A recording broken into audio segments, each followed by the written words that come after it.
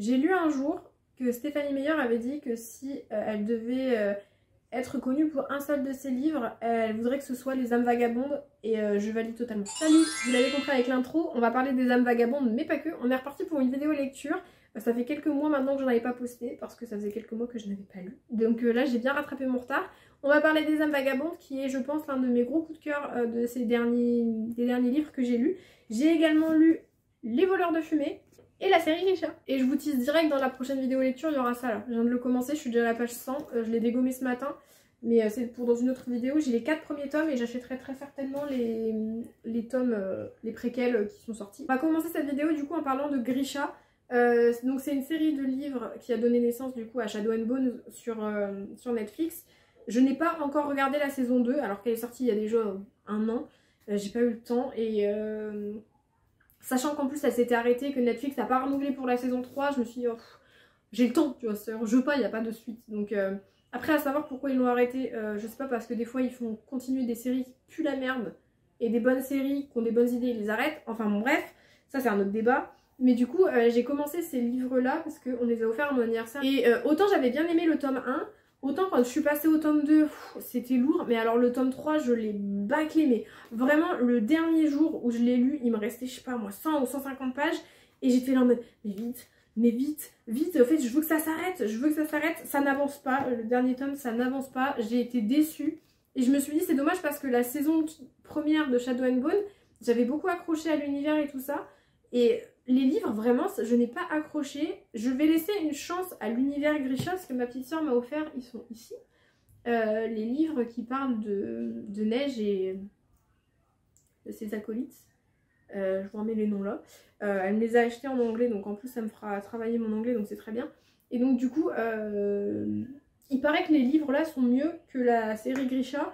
Là pour le coup, j'ai vraiment pas accroché. J'ai été un peu déçue.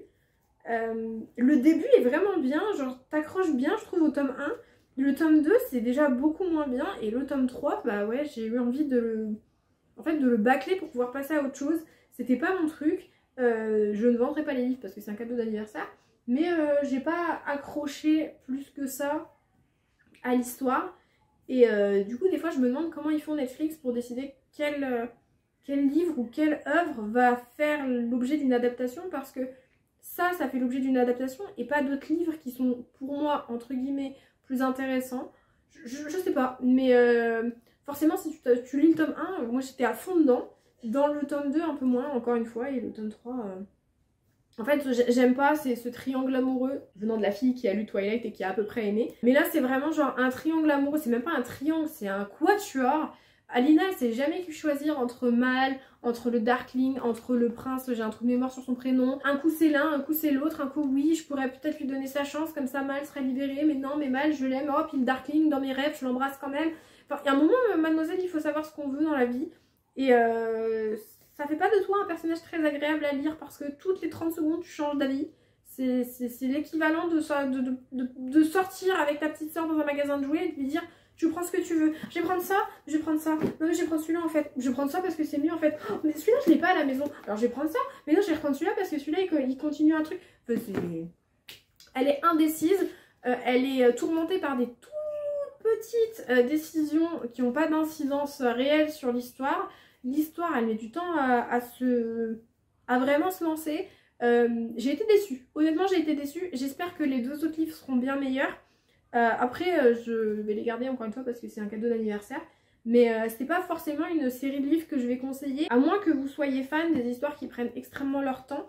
Et je crois que je l'ai dit à ma petite soeur, mais c'est du coup si je m'en rappelle, honnêtement la fin de l'histoire se joue dans les 20 dernières pages, donc t'as l'impression que tout ça n'a servi à rien.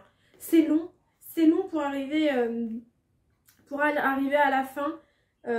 C'est long, c'est long. Je pense que si c'était possible ça aurait dû tenir en 2 tomes, parce qu'en vrai c'est étirer l'histoire, il y a des passages pas intéressants, c'est vraiment bon, je pense que vous avez compris que j'avais pas beaucoup aimé, je vais pas non plus m'éterniser, j'ai pas beaucoup aimé quoi. Autre série de livres que j'ai commencé mais j'ai pas encore acheté la suite, c'est Les voleurs de fumée. J'ai mis les tomes 2 et 3 en favori sur Vinted parce que je viens d'acheter des livres et qu'il faut que je finisse. Je viens d'acheter ceci, parce que ça fait des semaines et des mois qui me tentent. J'ai cru que j'allais mourir. Ça faisait trop envie, ça fait des semaines et des mois qui sont dans mes favoris, ça fait des semaines et des mois que je vois des retours de gens, de mes amis qui me disent ah c'est pas mal et tout. Bon du coup, bon, je trouve un lot sur Vinted, il y avait les 4, j'ai acheté les 4. Donc ça ce sera dans la prochaine vidéo lecture. Mais revenons à nos moutons, du coup les voleurs de fumée, c'est un pavé, hein, quand tu le vois comme ça, je sais plus combien il fait de pages, 500 et des cacahuètes. Un délice. Ça glisse. Tu vois pas les 500 pages passer, j'ai adoré les personnages. J'ai adoré le fait que tu passes d'un chapitre à un autre à un personnage. Du coup ça te permet de temps en temps d'avoir cette pause dans l'histoire d'un personnage, genre il va se passer un truc, hop, pause. Ça te permet de switcher d'anticiper, de te dire oh j'ai trop hâte de revenir au chapitre où il y a Ambrose, où il y a Catherine, oh j'ai trop hâte. Et en fait du coup tu dégommes le livre comme ça. Alors ça c'est un truc aussi qui peut déplaire aux gens, hein. Un chapitre par personnage, et c'est pas toujours rythmé, hein. C'est pas toujours Catherine, Ambrose, un autre, Catherine, Ambrose, non c'est Catherine, Ambrose. Pendant 3-4 chapitres tu vois pas Catherine, mais c'est quelque chose que moi j'ai beaucoup aimé, j'ai hâte de lire la suite. C'est un univers qui pour le coup dans le premier tome je trouve est pas assez exploité, mais comme il y a d'autres tomes je pense que l'histoire va être étoffée, parce que là on nous parle des démons mais sans trop nous en parler. C'est une mise en bouche, c'est un apéritif sur l'histoire, donc j'espère honnêtement que les tomes suivants étofferont un peu plus l'histoire, nous donneront un peu plus de contexte, pourquoi, où, comment ça va se passer, pourquoi les démons, pourquoi la fumée change de couleur, etc. J'ai grave hâte de lire la suite, et ça a été un petit coup de cœur quand même. Et donc ça pour le coup oui c'est une série de livres que je conseille. Revenons maintenant au livre de l'intro, Les âmes vagabondes. Alors je sais pas quoi vous dire à part mais quelle surprise, les aïeux, quelle surprise. Venant de Stephanie Meyer, je m'attendais à un truc un peu gnangnan. Attention à prendre avec des pincettes, un peu dans le truc de Twilight. Maintenant j'ai beaucoup aimé Twilight, donc je ne juge pas. Mais là vraiment je comprends qu'elle aimerait qu'on se rappelle d'elle avec ce livre, parce que franchement l'idée est bonne, les personnages sont bien, t'as le point de vue en fait, donc si vous ne savez pas, parce que je vous présente les livres sans vous faire de résumé, on n'a plus rien à foutre dans cette vidéo. En gros c'est des âmes qui se baladent dans l'univers et elles arrivent chez nous, elles prennent possession de nos corps, donc ça efface nos personnalités, et donc une âme qui s'appelle Vagabonde va prendre du coup les âmes vagabondes ça va pas hein, comme titre, mais bon enfin moi ça me plaît pas, mais bon, bref c'est une mauvaise traduction je trouve. Et donc du coup elles ont pris possession de la terre, et il y a une toute petite partie d'humains qui a survécu. Ils prennent possession d'une personne qui s'appelle Mélanie, l'âme qui est dans le corps de Mélanie s'appelle Vagabonde, et là où dans les autres inséminations d'âmes dans les corps adultes, l'adulte disparaît, enfin son esprit, son âme disparaît, là Mélanie reste présente dans le corps, dans son corps, et cohabite en fait avec l'âme, et elles vont devoir du coup apprendre à cohabiter, et chacune ne veut pas que l'autre découvre ses secrets, parce qu'évidemment les âmes elles veulent qu'il n'y ait plus aucun humain sur terre, et donc du coup Mélanie elle dresse des barrières mentales pour protéger les siens, parce qu'elle sait qu'il y a des survivants, etc. J'ai beaucoup aimé l'histoire avant qu'ils retrouvent les humains, donc où Vagabonde elle apprend en fait à maîtriser le corps de Mélanie, elle se rend compte que Mélanie veut pas disparaître. J'ai beaucoup aimé la partie où ils sont dans les grottes et que personne ne fait confiance à Vagabonde, et que Vagabonde est terrorisée, et qu'en fait comme elle a Mélanie dans sa tête, elle lui dit mais en fait c'est eux qui ont peur de toi. Mais Vagabonde est là en mode mais non, mais c'est moi qui ai peur d'eux en fait, ils sont 18 millions dans la grotte, j'abuse à peine, je suis toute seule, s'ils ont envie de me démembrer ils vont me démembrer, et de leur côté ils ont peur de moi alors que je suis inoffensive. Et j'ai beaucoup aimé ce côté où t'as les deux visions en fait. Tu comprends la vision humaine où bah dans le cas où si ça t'arrivait à toi tu ferais pas confiance à un mille pattes, mais en même temps là comme on est dans la tête de Vagabonde, t'es en mode bah lui elle est tout seule, elle est sans défense, et l'approche en fait elle découvre ses sentiments, elle découvre comment s'émanciper un petit peu de l'esprit de Mélanie, et de s'émanciper de des sentiments de Mélanie, de ce qu'elle ressent vis-à-vis de Jared, vis-à-vis de Jamie, et de voir qu'en fait bah il y a Yann et qu'elle l'aime bien. Et alors par contre un truc de fou, c'est que j'ai vu le film quand il est sorti en 2013, j'en ai aucun souvenir.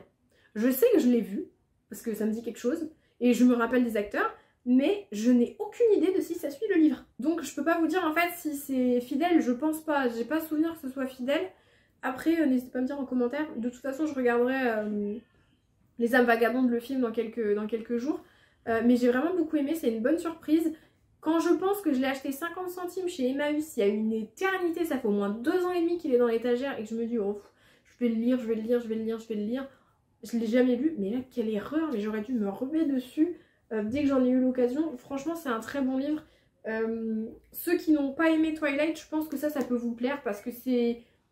Enfin, il faut quand même aimer un peu la romance parce que ça a quand même une grosse part dans le truc.